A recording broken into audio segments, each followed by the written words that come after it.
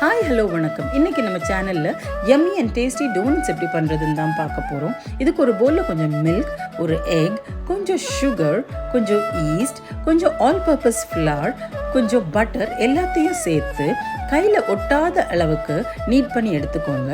இப்போ இந்த நீட் பண்ண டோக்கு ஒரு 1 hour ரெஸ்டிங் பீரியட் கொடுத்துருங்க.